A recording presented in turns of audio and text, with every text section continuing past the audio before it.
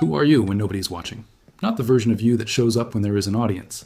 Not the version you perform for your friends or your colleagues or the people whose opinion of you matters to you. The version that exists at 11 at night when the day is done and nobody is keeping score. The choices you make in that space, the habits you keep or break when there is zero accountability, the standards you hold or abandon when holding them costs you something, and nobody will ever know whether you did or you did not. That person, the private one, is the person you are actually building, not the public one, not the one in the highlight reel, the one in the quiet. And most people, if they are honest, do not fully like what they find when they look at that person clearly. I want to say something that I think most self-improvement content avoids because it is uncomfortable.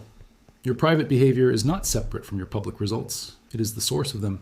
The discipline you perform in public means nothing if it disappears the moment the audience does.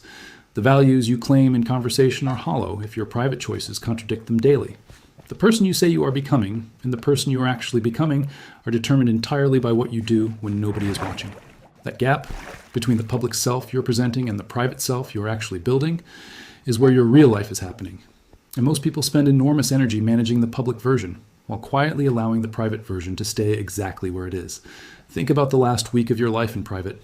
Not the parts anyone saw, the actual private parts. The morning when the alarm went off and you had promised yourself you would get up and you did not. The food you ate when nobody was around to judge it that you know was not in line with what you say you care about. The hour you were going to spend on the thing that matters that became 2 hours of scrolling instead. The standard you told yourself you were going to hold that quietly slipped when holding it required something from you and nobody was there to notice.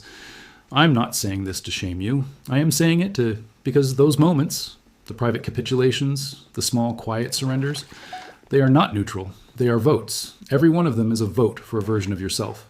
And the version being built is not the one you talk about. It is the one those votes are assembling in the background, whether you are paying attention or not. Here is the principle underneath all of this, and I want to say it plainly.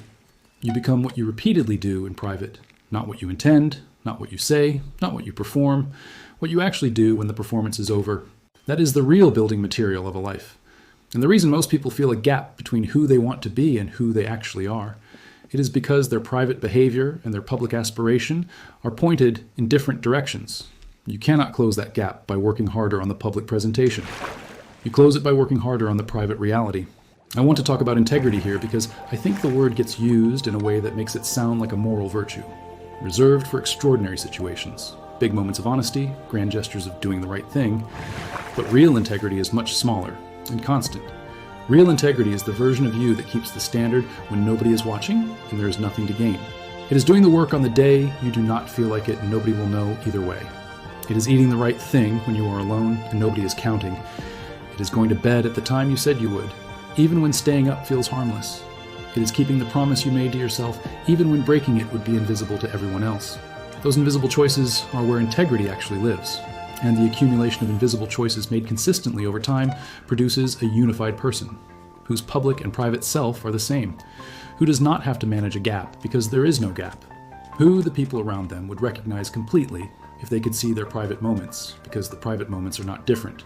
That person is not perfect, but they are integrated.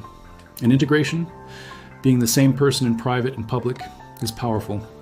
Now here's the part that I think is most practically useful. Most people have built habits in private that they would be embarrassed by.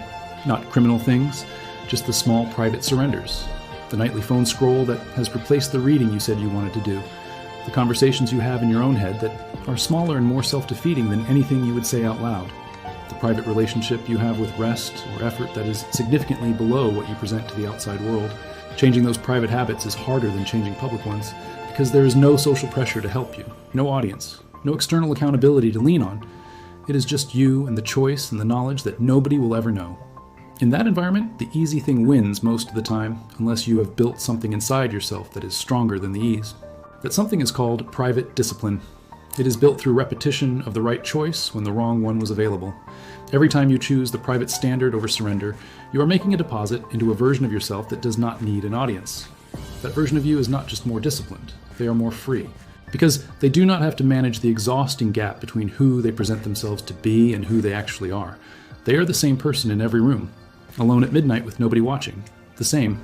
That coherence is one of the deepest forms of peace available to a human being. And it is built entirely in private. Let me say something about the people who are nodding along with this, but are thinking that they will work on the private stuff. Once the channel is going, once the business is moving, once the external circumstances are more in order, then I will clean up the private habits. I need you to hear this clearly. The private stuff is not the reward at the end of the public success. It is the foundation that the public success is built on. You cannot build something real on a foundation that only holds when people watch. It will crack, not immediately. But eventually it will crack because the private reality always seeps into the public one over time. The habits you keep in private become the person you are in public. There is no clean separation. There never was. If someone could watch your private behavior for the next 7 days, every unobserved choice, every quiet moment, every private standard kept or abandoned, would they see someone who is becoming the person you say you want to be, or someone whose private reality is below the aspiration performed? You do not have to answer that out loud, but you do have to answer it honestly to yourself. If the honest answer is uncomfortable, that discomfort is not a verdict. It is a starting point. The private behavior can be changed. The gap can be closed. The person you are building in private can start moving in the direction of the person you want to become. But it starts with seeing the private reality clearly without the defense mechanisms. See it, accept it, then change it. One choice at a time. One invisible decision made right when the wrong one was easier. That is how the person you are actually becoming starts to match. That is the work. It is quiet, it is invisible, it is entirely yours. And it is the most important work you will ever do. The reason private discipline is so hard is because the private self knows everything, all the justifications, all the real reasons. In public, you can perform a version of yourself that is cleaner than the truth because the audience does not see the full picture. But in private, there is no performance possible because the audience is you and you know everything. You know why you make the choices. That self-knowledge is both the challenge and the gift. You cannot lie to yourself the way you can lie to an audience. Choosing well when you know the truth builds a relationship with yourself that is honest. A self-respect not dependent on external validation. The private choices nobody saw, the standards you held when nobody was watching, that is the foundation. Build it carefully, build it honestly. Make sure that person is someone you are proud of. Make sure they are real. Make sure they are yours. Make sure that when you finally meet them fully, you are not surprised by who showed up.